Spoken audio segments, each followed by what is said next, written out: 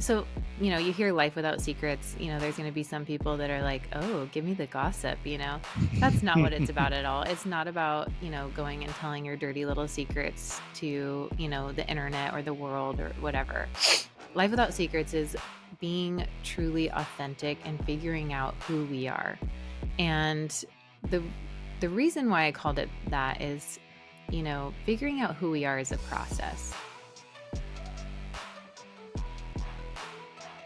What is up, everybody? Happy Saturday. You'll be listening to this on Monday, hopefully. This is our Memorial Day edition. And no, I don't have a veteran, but I have someone special to me, someone who's a very close friend and has supported me through my hiatus, through the ups and downs. And she's just been there for me. And I truly love this person.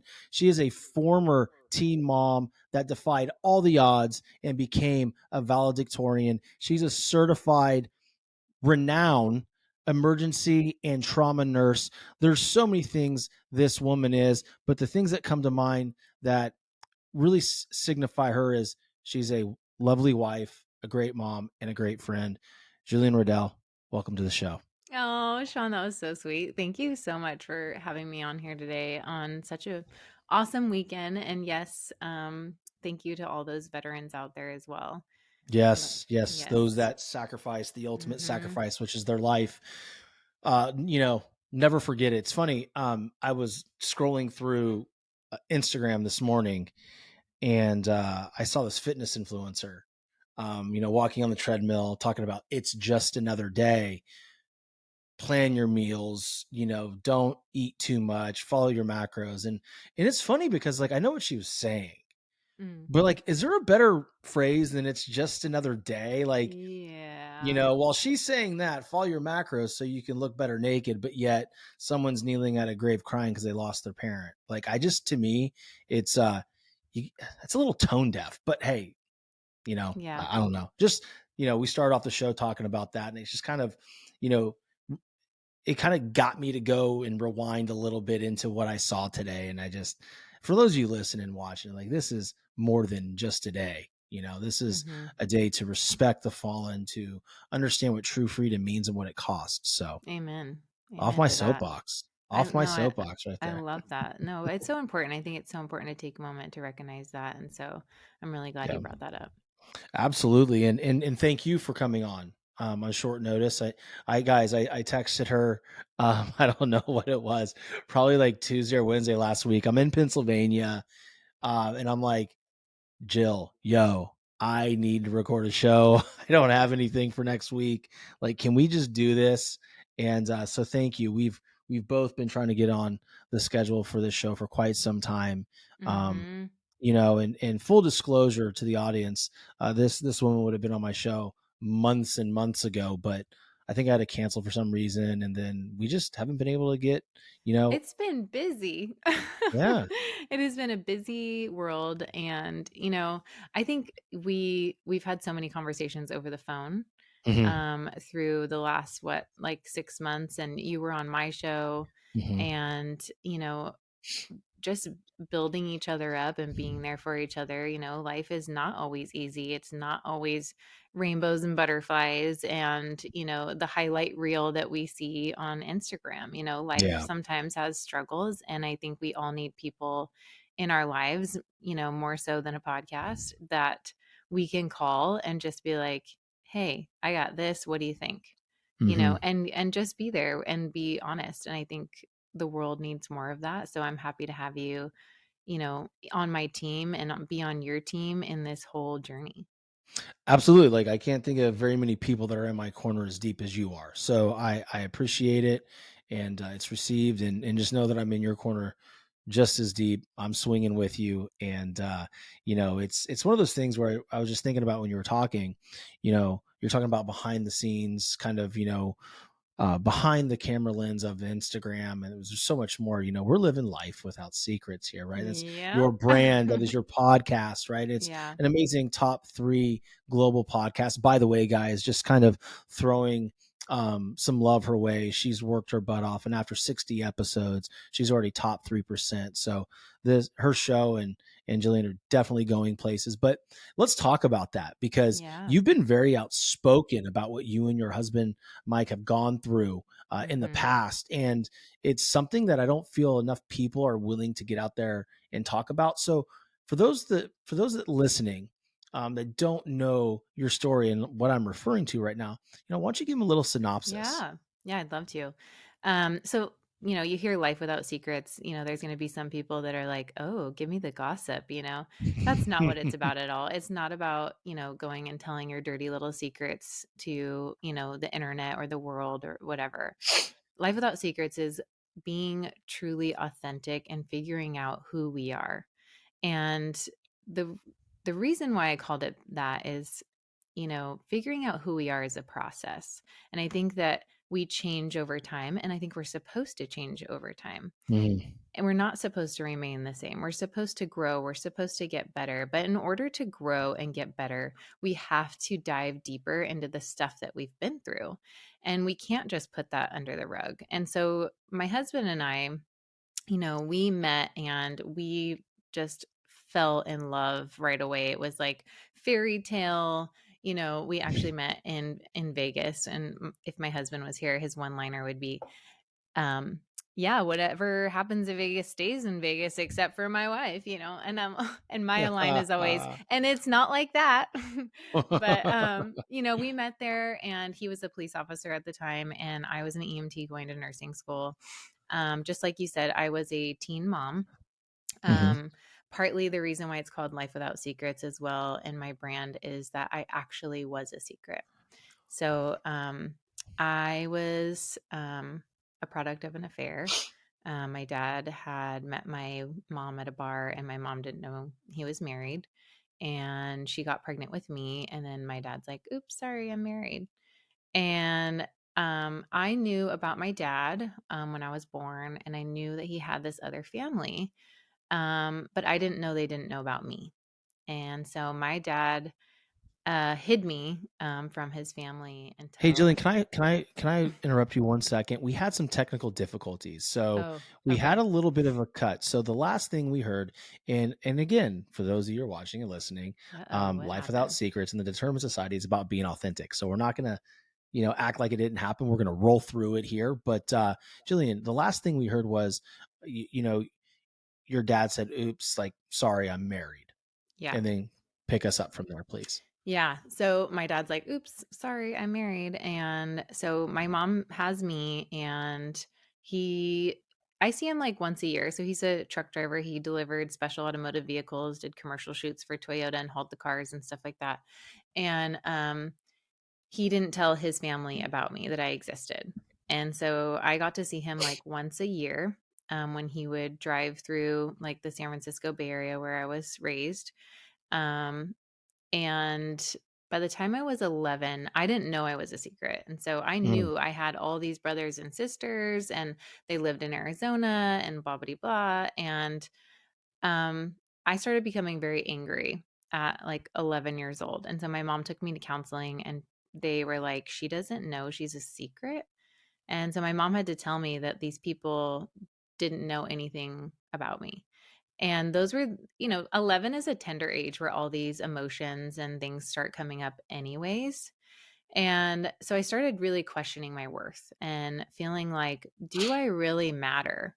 You know, like, am I even important? And so naturally, when I got into teenage years, I started looking for love in all the wrong places. I ended up getting pregnant at 17 in high school. I was a senior in high school. And I had a teacher that was like, "Oh, you had so much potential." And I was like, "Oh, wow, like that really stung." But I was like, "You know what? I have a choice. I can be that statistic that teacher thought I would be, or I can prove to myself and everybody else that I can do this, that I can be successful, and that we can overcome obstacles. And I'm going to teach my son that too." And so I put all of these emotions into my achievements. And so I meet my husband when I'm 21. I have a 3-year-old at the time. And I have this emotional baggage that I've carried from my childhood. And now my husband has his own emotional baggage, right? I call these our grief cases. And we show up, and his mom had left when he was 5, and he had was raised in kind of a blended family. He left when he was like 17 from his family, became a police officer. So he's doing the same thing. So we really like bond over our traumas in our childhood, right? And so we feel like, oh my gosh, this person understands me. Like this is going to be great.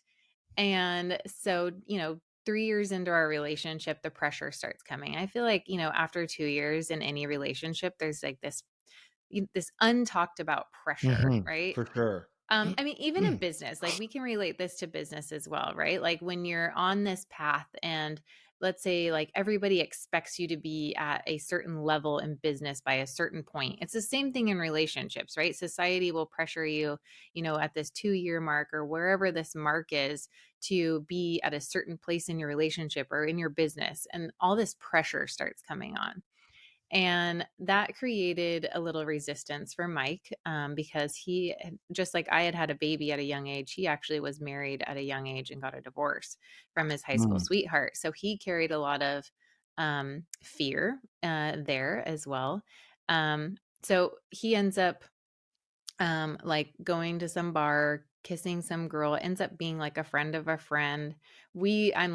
I'm devastated. And we break up, and 6 months later, I didn't talk to him at all. I have a very, like, avoidant attachment style, Mm. just from, growing up and, like, not ever being able to hash out those feelings, from my childhood, so I would just avoid anytime there's a, conflict, that was my go-to, is just to avoid that whole situation, and so I didn't speak to him for, like, 6 months, and we get back together 6 months later, just to give you a short version, we get engaged.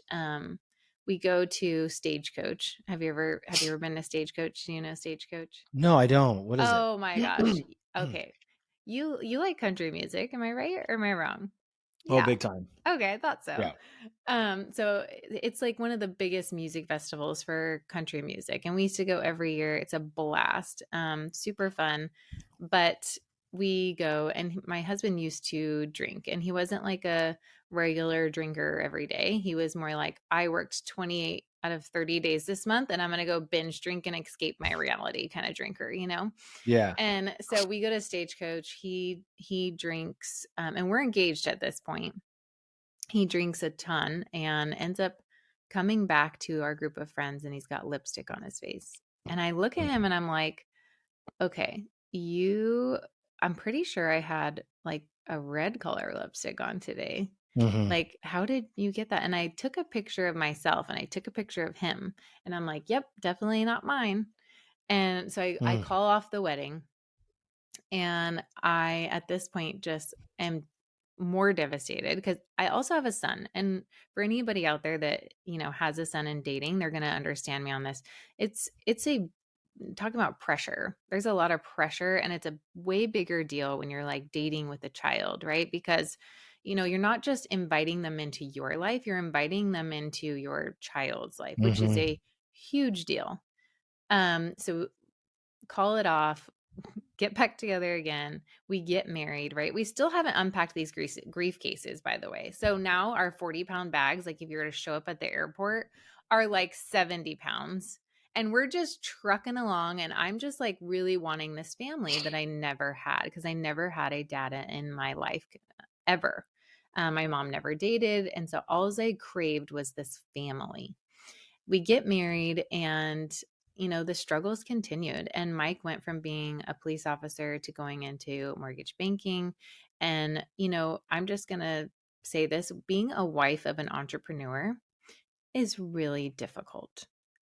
And in the beginning, we struggled so much, and I built this resentment, right? And he'd be like, oh, I'm just trying to help people. And I'm like, what do you mean? Like, if you want to help people, you need to come home and love your family. Like, and he was working these 16 hours days, and this resentment really grew. And at this point, our bags are like just bursting at the seams. They're just, Mhm. we're carrying around these grief cases. We're trying so hard to make this work, and it's not going well. I end up moving back to Northern California when I'm from, because we were living in Southern California to be closer to my family and to have more support there. Mhm. And I literally told him, I don't care if you come or if you stay, but this is what I'm doing. Like, I was at my breaking point. Yeah. So we come up here, he changes like who he works with. And he kind of starts his own thing. And um that was a little bit better. We started getting a little better. And then I went back to work full time. And at that point, I start getting like male attention. And, somebody's paying attention to me, right? And like from my childhood, that's all I ever craved, right? Was like someone to see me, because I felt like I didn't matter. I wasn't important. I wasn't worthy of that love and attention from even my own family. So I'm always like looking for this love and attention.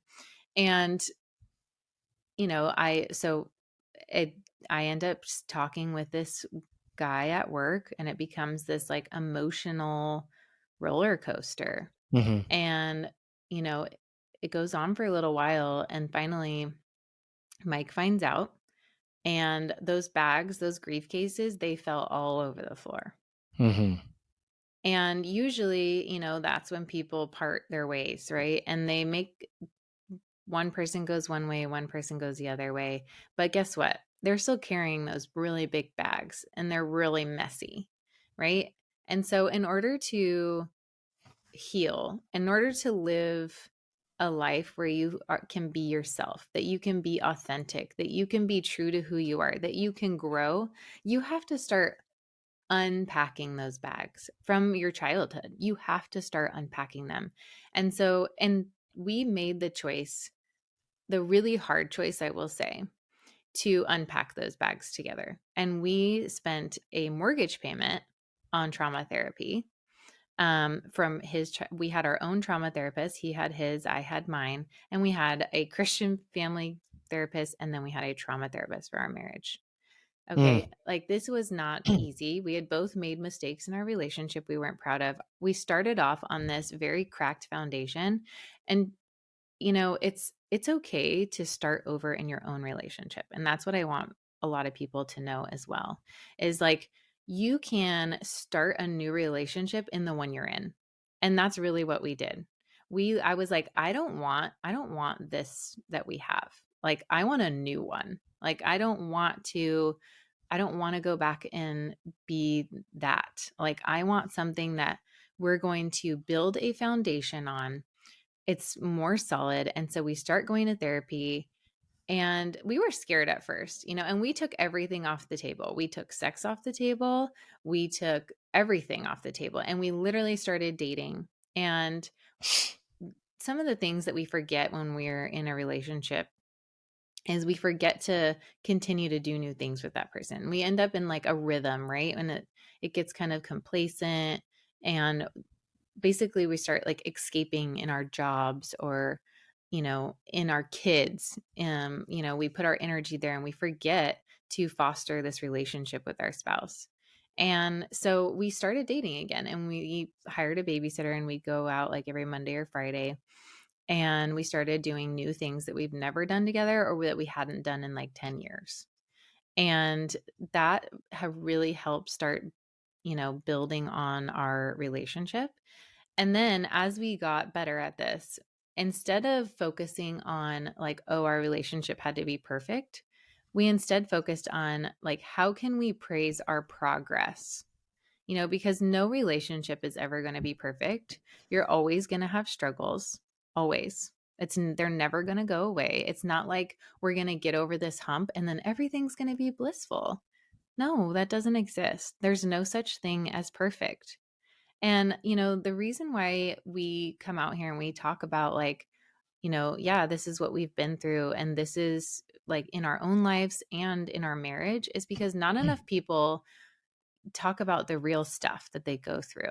Like, we all go on there, and we're all guilty of it. Like, we go on there and we talk about like our perfect kids and our perfect relationship and our awesome vacations, but really, like, behind the screen of Instagram or social media, like, people are struggling. Yeah. And, I think more so today than ever, because COVID, for instance, right? Like, we had this is a new thing for everybody in the world. Like, nobody's been through this kind of thing before. And I think before COVID, we were already starting to isolate ourselves in our marriages, in our worlds. You know, m- Nowadays most families are spread out. Like, when you think about, like, your extended family, like your brothers or your sisters, like, it's no longer you live in the same town, like, you're more spread out. And yes, you can create a community. And I suggest everybody can create that community in their neighborhood, in the town they live in, if you don't have family, because I think it's such an important piece for us to start getting vulnerable and start sharing our real struggles so that we can know we're not alone in what we're going through. And that will help you really grow as a person and start making those changes and know that, like, hey, if they can make it in their relationship after going what they went through, so can we. Yeah, no, wow, first of all, thank you. Like, That was a long ladies ladies version and there. gentlemen, I thought that I could talk. My friend here just laid it all out there for you, and quite honestly, in that 15 minutes, like, I know people can learn so much Yeah. just about your resolve, not just yours, but also Michael's. I wanna touch on something really quickly, and Yeah. then we'll leap forward again to where we're at right now in present time is Mhm. that, early on, the things that are happening in your life, being a secret, Mhm. having, being a secret to your siblings, your father's whole life, Yeah. right? And then going into the early struggles with Michael really plays on your self-worth. Like, am Oh, I big am time. I good enough? And then it gets Mhm. to a point where you're pushed and you're pushed and you're pushed, and you get to NorCal, and you're sitting there at work, and then Mhm. this dude starts paying you attention, and you already feel like, well, I'm not good enough for my dad. I'm not good Yep. enough for my husband, Yep. right? Mhm. And now, I've got this gentleman showing me, this attention. Maybe Mhm. I'm good enough for him. Let's Yep. see where this goes. How did it feel for you being on the other side of that equation and having to atone for that? Was there that fight, like, well, to hell with you, man, like, I've been dealing with this for how long, like, now you know how it feels? Or did you feel a sense of, like, shit, what did I do? Both. I had a lot of resentment, but when Mhm. you start doing that, you develop a lot of shame. And when we are carrying shame and guilt and those feelings of I don't matter or I'm not worthy, we're not able to show up for the world or for ourselves and be who we truly are. Mm. Because the Jillian I know would have never been in that situation.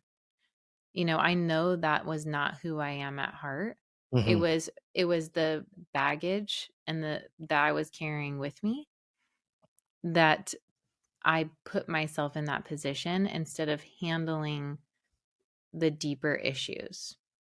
Absolutely. And the thing that I enjoyed most about you and Michael is you guys have been very, very upfront about the journey of your marriage. Mhm. And you put it out there very early. And now you guys are able to live without the secrets. You're able Yep. to be out there and truly influence individuals to be their authentic selves because you're not holding anything back anymore. Yeah. Right. I mean, whereas, Mhm. I have a ton of secrets. Mhm. Everybody knows about my father leaving me when I was 2 and having a stepfather that raised me who I love, but it was, as I get older, I realized I have issues with men Mm. because there was a high level of narcissism, Mm. right? And so for me, I feel like I have to always please men. Like, I have to make a man proud of me Mm. when in all and it's a prison. Like, quite Mhm. honestly, I need to go into some type of trauma therapy for it, and I Mm. and I will, right? Yeah. Because it is holding me back, Yep. right? It's holding me back in my life and in my career and in my relationship, Yep. right? Yep. Um, so I just want to commend you and commend your husband for going through and doing that work because it's scary. Mhm.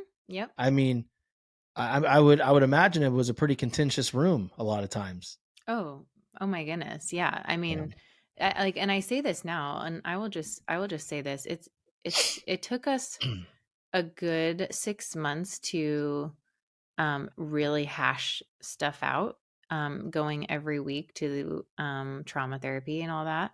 And it's taken us like probably over a year to get to a point where, like, we're okay. And we can talk about, like, he'll be like, hey, you know what? I don't know why this is coming up, but I'm Mhm. feeling triggered right now. Same thing with me. I don't know why this is coming up. And we'll just talk through it. Or sometimes, when there's, heated conversations about something or we get into an argument, he understands me now too. Like, hey, I'm feeling triggered. And for me, I need that time. So I'm like, I need to take 20 minutes and then we can come back and have this conversation. Mm. And it's being able to understand the other person and what their needs are and figuring out something that works for both of you. So you're saying when he comes to you and says, "Hey, this is coming up. I'm feeling triggered. I don't know why." You like to take 20 minutes to get your thoughts and then circle back, or is it when you are feeling triggered, you need the 20 minutes? Either way, I think Yeah, either way, yeah. it's I want to hear you, but I want to be ready to hear you, and I Mm. want to be able to respond and not react. And That's so that's it hard. it is hard, especially, with in the you develop this comfort level in your marriage, right? Where, like, that's the person you take out the most on, Yeah. whether that's when you're coming home from work or whether you're, having a stressful day with your kids. We take so much out on that person that's the closest to us. I think it's a fact. I think everybody that is married, everybody's been in a long-term relationship can relate to that. It's Mhm. never the intention, right? Yep. It's just you are no matter how bad things are going.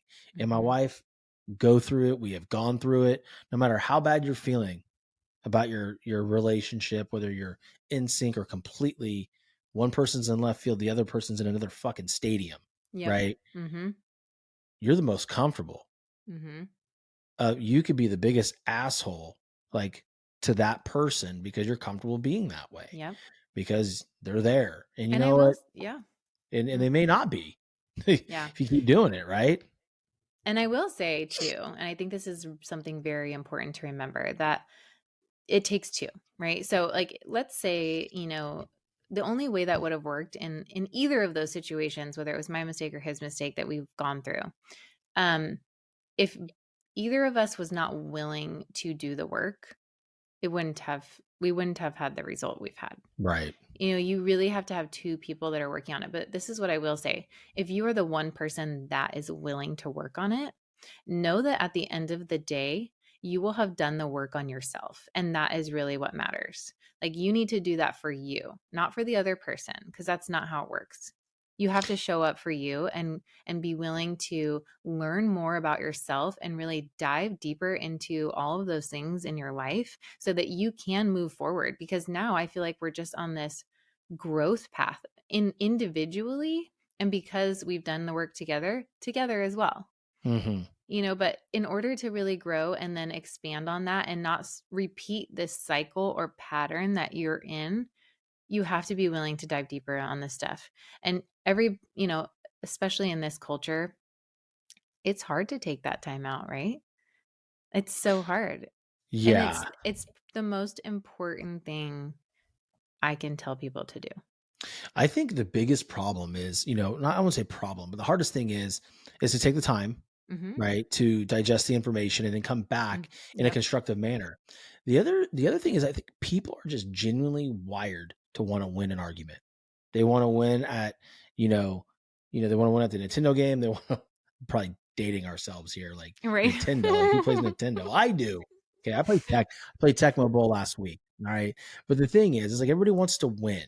Mhm. And what I want individuals, and I want you to speak on this because Yeah. the struggles that you guys have gone through, Mhm. uh, I think you can really speak to this one. If you win a fight, somebody else loses. And if somebody else loses, somebody's walking away feeling like shit. How does that help your relationship? It doesn't.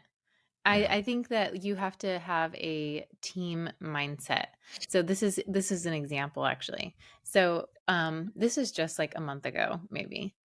We got into an argument about how, we're both very busy in our lives, right? Like we have children, we both are go-getters in life. Mhm. He runs all these teams, and I'm an ER nurse, but I also run my podcast and trying to do speaking and do these events and things. And so we are like super busy.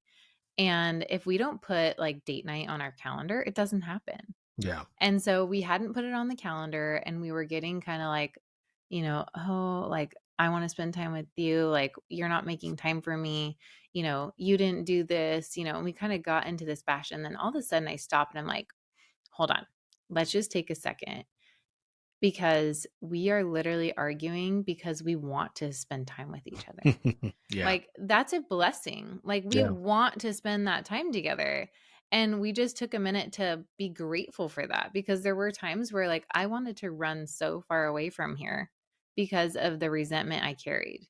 And so now we're at a place where we're like, we're upset because we didn't make that time for each other. I'm like, let's just sit here and know that this is a win. And we got to have a totally different conversation that was so much more productive, because we took that second to go, you know what? Let's be grateful and praise the progress here. Yeah. Like, we can be grateful to be arguing about wanting to spend time together. Well, that's when you look at that, you're like, wait a second. We want the same thing here. We're on the same side. We're Mhm. arguing the same thing, but Yes. we're wanting to place blame on the other person for it not making it Mhm. happen. That's Yeah. your old shit coming up, Mhm. right? Yep. That Yep. is just that is just being human. The thing that I really love about this, and where I want the audience to really listen is we're able to stop, praise the progress, Mhm. and just understand that there's true beauty in this moment where you guys are arguing about the fact that you want to spend more time with each other. Mhm. No one's Yeah. running from he's not running away wanting to go to the bar. You're not running away wanting to go on a girl's trip. You want that uninterrupted time with your spouse, and he does Yep. too. There's a Yep. lot of power in that. Yeah.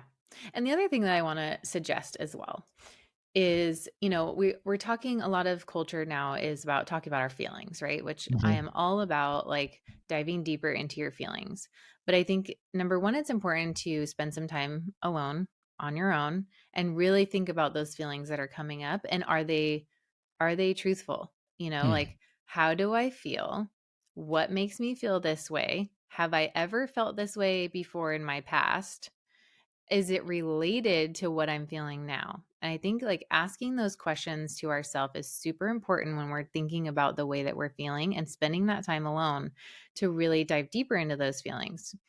And then when we approach our feeling to our spouse, we need to follow it with a need, because, when we are presented feelings, a lot of times the person that is responding to that isn't sure what you're looking for. Mhm.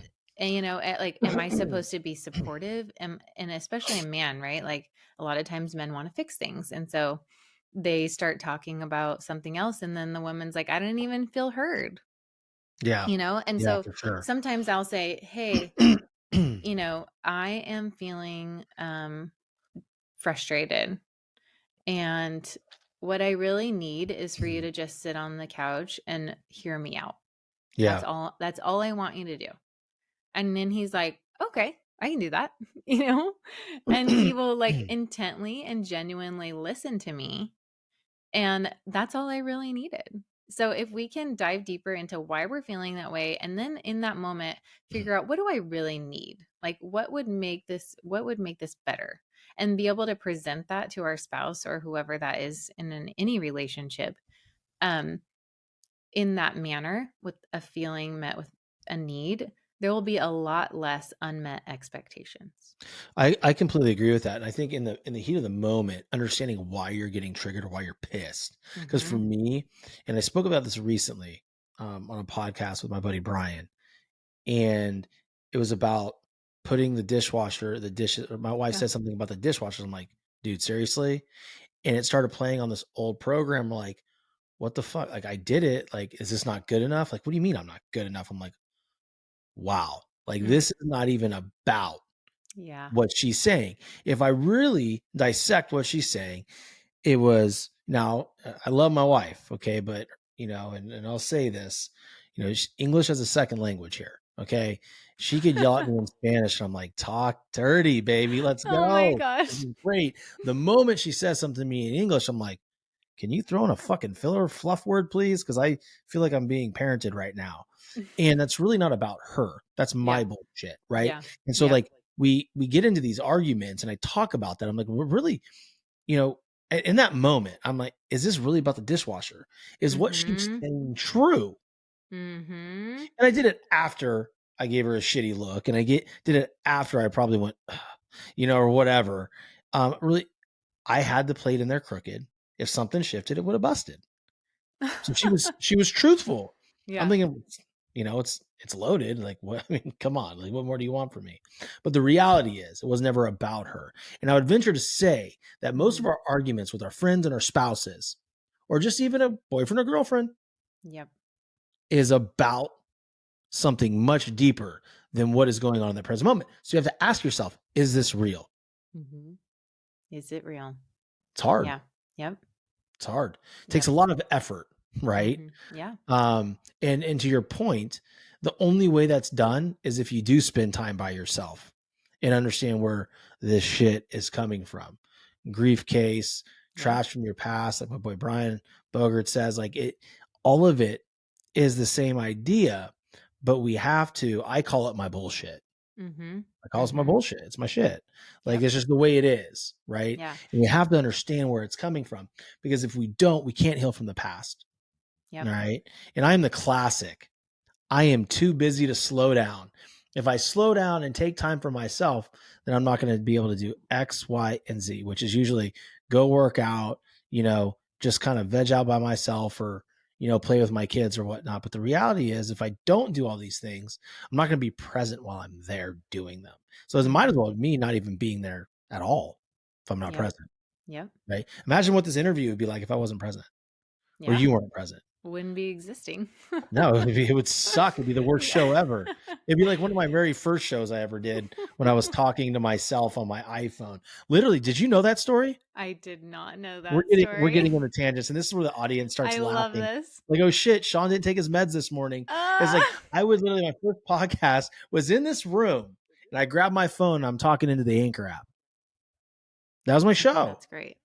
And then the next one, I could never get it quiet around here because it was during COVID. So I had a VW Atlas at the time as an SUV. That was my first podcast studio. That's awesome. And no one knew it at the time. They're like, oh, what are you recording? It sounds freaking amazing. The acoustics are incredible. Like, I'm in a fucking car, man. It's like, this sucks. So it's a Yeah. perspective, right? Mhm. So there's a lot of stuff behind the scenes that people don't see. And I always like to bring that up at times because we get the excuse like, well, I don't have a microphone and I don't have what you have. You have this nice studio. Like, dude, I have a room with a fucking sign and I a know. I microphone. love pointing out people will compliment me on my like background all the time. Mhm. Like, is that real? And I'm like, actually, it was $20 backdrop on Amazon. And I'm very proud of that. Yeah.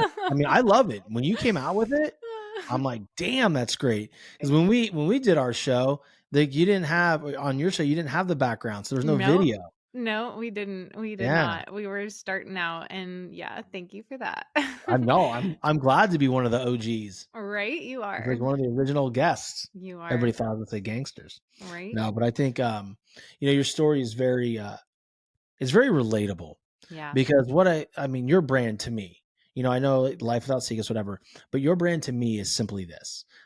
Give me a bad scenario, give me some actual shit Mhm. and something that's going to debilitate me, and I'm going to find a way to overcome and win. That's Yeah. what you've done in your marriage. That's what did as a valedictorian, Yeah. former teen mom. That's what you've done as a trauma nurse, and like Mhm. all these things are related. So like I think that's something innate in you. So how I want you to explain to the audience or maybe give audience some clues or some strategies to extract what their greatness is because Yeah. that's I yours. mean, so it's funny because, I think is also part of my personality. Um, and that was obviously it's kind of an achievement mindset, like I needed to achieve to prove to myself Mhm. and to others. But I will say that there's always going to be people that doubt you in life. Always. People are going to want to tell you the way it's supposed to look or the way you should do something. And for me, it was taking that step every day. Like when Mhm. I started college at 9 months pregnant. I was 18 years old. I started college at 9 months pregnant, and people were like, "You're not going to take some time off?" And I'm like, "No, I'm not. Hmm. I'm going to keep going." And too many people quit or listen to other people, and if you have a goal, every day you stick to something. And it started off with like, I'm going to start college at 9 months pregnant to I had my son on a Monday and I was back to college the next Monday. And I took as many classes as I could online so that I didn't have to be away. But then it was, okay, I can ace this test.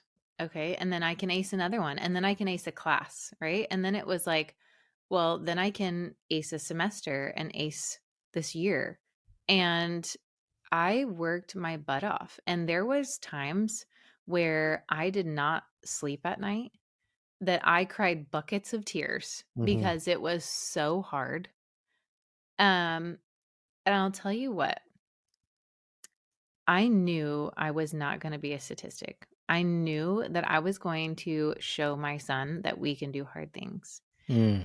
And when like, people talk about like your why and all that stuff, and it's like, it sounds really like, oh, your why, but when you really dive deep into that, it was like, I knew what it was like to not have much because my mom was a single mom. She cleaned for a living. And she always told us, like, never rely on anybody. Like, you always have to support yourself. And, I think I was empowered by that too. Mm. Because I saw my mom struggle, and I wanted to create an environment where I could work really hard, I could make, decent money, and I could be there with my kid. And not having a parent to be there with me, I wanted to make sure, and even in this journey that I'm on right now, like, run your own race. Like, that is like one of the key things I would love people to know, that you don't have to do what people tell you to do. You don't have to It doesn't have to look a certain way. You don't have It took me 5.5 years to get my bachelor's in science and nursing, where some Mhm. people, maybe it took 4. But maybe it took me a little longer to get there, but I worked my butt off, and things were thrown at me constantly, obstacles. I mean, Play-Doh in my hair, on the walls, like, you name it, like, it was not pretty. But I put in the work every single day to get there. And what it taught me is like, when I go on any new adventure, I like it to be a little challenging, but I also know that there's going to be people that are coming at me telling me, "Oh, you're not going to be able to do that," or, "Oh, you just don't want it bad enough." Like, no, you don't know me as a Mhm. person. Like, in the trauma room, for instance, like, I am not going to step into that trauma room feeling unprepared, right? Like, preparation is key. And, Yeah. it's like, people are like, "Oh, just do it." Like, "Oh, you just don't have enough why, or you don't want it bad enough." And I'm like, "No, that's not it." Yeah. It's because I'm going to take the time to develop myself in the process, because falling in love with the journey is just as important, if not probably more important, than your destination of where you're trying to go.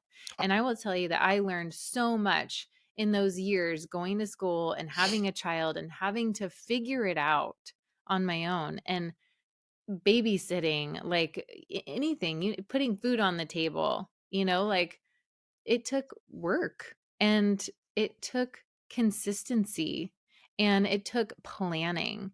And, a lot of people use this word discipline, which I Mhm. don't know why, but I feel like, ooh, that's a little harsh for me. Like, I'm disciplined. For Yeah. me, it's training. Like, Yeah. I'm training myself to become more resilient, to overcome these obstacles. It's all about training. You're training yourself. It doesn't just like happen. Like, I trained myself to be able to do this by acing that one test, by acing that one semester, by acing that one year of classwork.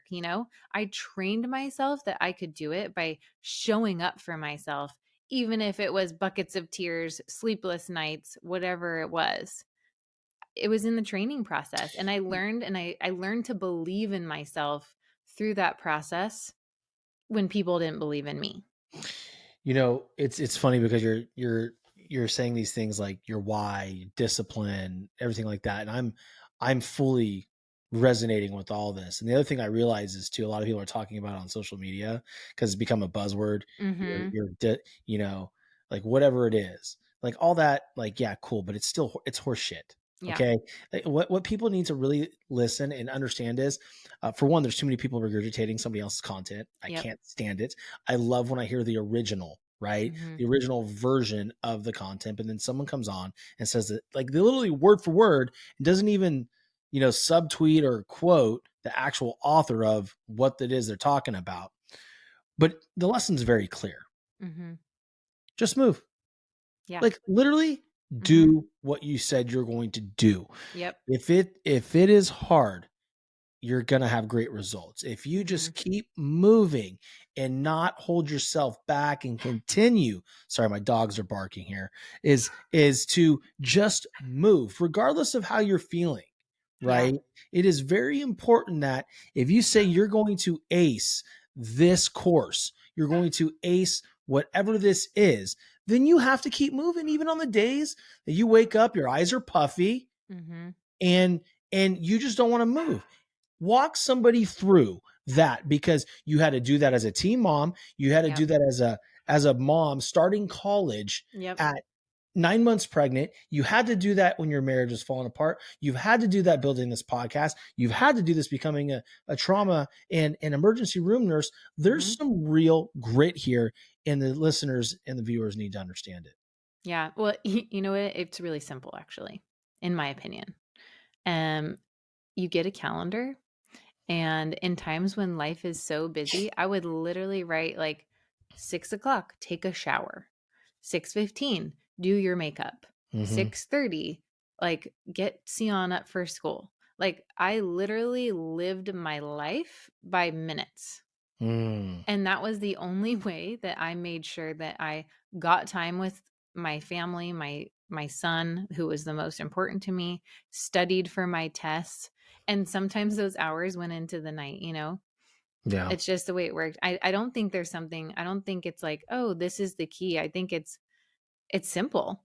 It's you have to put it on your calendar. You have for me, like I have to write it down. And a lot of people have everything on their phone. I don't like the phone for my calendar, and I'll tell you Dude, why. same, man. Yeah.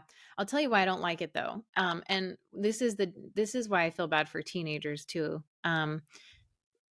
We always have things coming at us, right? And so Mhm. if I had to go to my phone to look at my calendar every time that every 15 minutes when I knew I had something else to do, you know, I have 20 things coming at me at one time. So I always use a paper calendar because Mhm. nothing's coming at me from that piece of paper.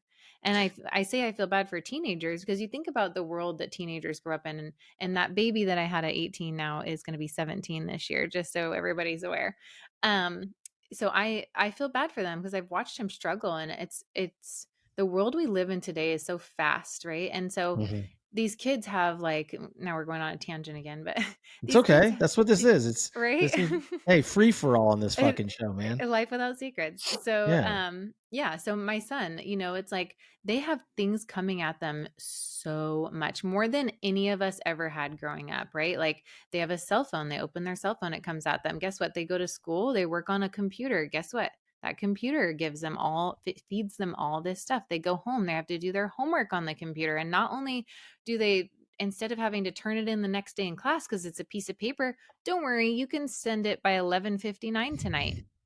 Right? And so they're on their computer and try all this stuff is coming at them. And so for me, I'm like, keep it simple. Like, Yeah. get your paper calendar, write down your schedule by minute if you have to.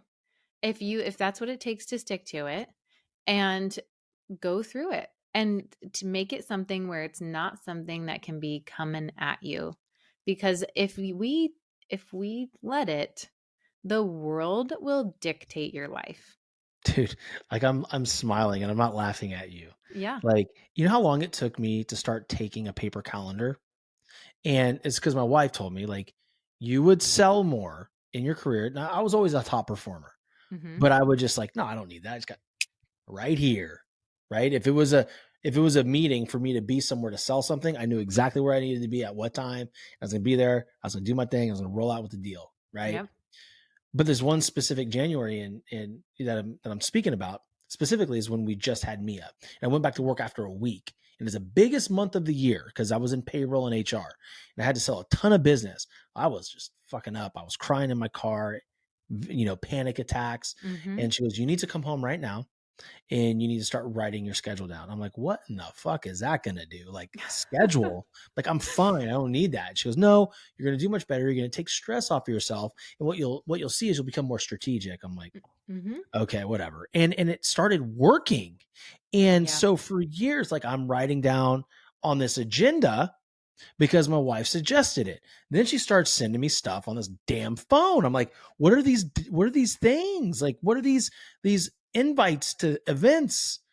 And I'm like, "I thought we agreed to that paper calendar." She goes, "Well, I moved on to the electronic calendar and it works great." I go, "That thing fucks me up because if I'm looking at something and then a text Mhm. Yep. comes through, like, I'm completely forgetting." Do you know, and this is embarrassing, and I'm going to say it, Go ahead. you know how many meetings that I've missed or forgot about because they're on my damn phone and not in a fucking paper calendar? Yeah. I know. I actually have to go through and put from Yeah. electronic to paper just to have it all in one place. But I mean, like Calendly and stuff, like booking Yeah. podcasts, it's Well, of electronic. course. Like, Yeah. let's be You real. need that. But I also Yeah. put it on my paper calendar, and that's how I mark off that time. Dude. Hmm. Like, that was like a therapy session on organization. It's It, just like, I mean, and my husband has the same issue because his mind, he is total like ADD, right? And so yeah. like I'm like, you've got to do that. And then he'll be like, no, you need the electronic calendar because I can't keep you up. And this is something that I will tell like people that are entrepreneurs, and have a spouse. Like, one of the ways that I think is key for your relationship is not just relying on an electronic calendar, because he tried to get me to do that for days, and I'm like, I've watched you give your time and attention to this person, and this person today. You can take 20 minutes and come home and sit down with me and talk about what you want to put on our calendar. You have to keep your lines of communication open, Mhm. with entrepreneurs, especially. And I will tell you, it was really hard in our relationship when he went from police work to mortgage and entrepreneurship, because I watched him, like, especially with sales, like, you might be able to relate to this, right? Like, your spouse is watching you give your time and attention, full time and attention, to that person on the other side of that sale. Okay. And she wants to feel like the other person on the other side of your sale. She wants to feel like she's got you captured for that 30 minutes without no interruptions, because you want to win her over. Mhm. And so you need to remember that, for any entrepreneurs out there listening, you need to be able to give that time and attention without stopping and going, "Oh, hold on, I need to just, I need to send this text really quick." No. Mm-mm. Yeah. Treat me It like one of your sales then. this is we're gonna go into this one real quick, and then we're gonna have to land the We could plane we here. could talk But forever. yeah, we could. Yeah, seriously, like, sorry guys, this could be like literally a 3-hour podcast It if we could. wanted it to It be. We really probably could. should at one point. Most downloaded episode, 15-hour episode with Jillian Riddell. Right? It's simply this, and we've had this conversation before Mhm. because and it was like before or after your show, I believe we spoke about this, and I didn't know Mhm. this was a thing, and you were starting to feel very resentful because everybody else was getting the best of your husband and you were getting the Uh-huh. scraps and leftovers. I'm like, holy shit, my Yep. wife feels the same way. And it took me a while to really understand it. And ultimately, y'all, that's why I took time off. My Mhm. wife and my children were getting my leftovers. Like, they were getting the scraps, and they were the most important people to me, but I was giving them nothing. Yep. Like, literally, when I say nothing, nothing to what I'm compared, or equipped to give them, right? Mhm. And I just I just had to walk away for a little bit because until I could show them that they're the most important people to me and that they were that person on the other side of the camera or they were that person on the other side of the sale, I just couldn't do it anymore. Mhm. And I feel like I've gotten much better at it, Yeah. and it's not consuming me like it used to. And I mean, Mhm. how much this means to me. Yep. Like, Yes, I do. how much my show and me ascending and becoming really big mean to me because it means I'll impact more people. Yeah. Okay. Um, but I have perspective on it now. Mhm. And it's funny how that works. So if you're listening, and I'm gonna let Jill get to what the whole how she was feeling in her situation. But if you're listening now, I came back and I started doing my show like what 5 or 6 weeks ago, maybe. I don't Mhm. know. And my numbers are down. Yeah, they're down. Um, and I'll look at them. I'm like, it'll initially fire me up, and I'm pissed because I know the shit's good. Like, whatever, like, fine. The people that listen to it, they're gonna get value. The other people, they're gonna come back, right? They're gonna come back. They're gonna see I'm more consistent again. Like, okay, well, he's back on track, and I want to be there. Mhm. Um, but man, I got to tell you, I'm not letting it consume me. And yes, I texted you. I'm like, hey, we need to do this. Can we? Because I didn't want to not have a show. The reality is I would have just done a solo cast, but I wanted to interview with you. And it's funny how it works because I have less focus on it now. I have better perspective, and now I'm getting sponsorships. Like we talked Mhm. before we started the show, I'm Yep. making my first sponsorship deal. This show is now going to be monetized. Just being me now. Mhm. I'm not trying to be somebody I'm not. So, for those men and women that are listening right now that think their business is so important that they can put their family on the back burner, what you got for them? Oh boy. Well, first of all, I just want to commend you because most people will let the world dictate their life, their business, the world around them will start dictating their life, and they won't take that moment to pause and go, is this really what success means to me?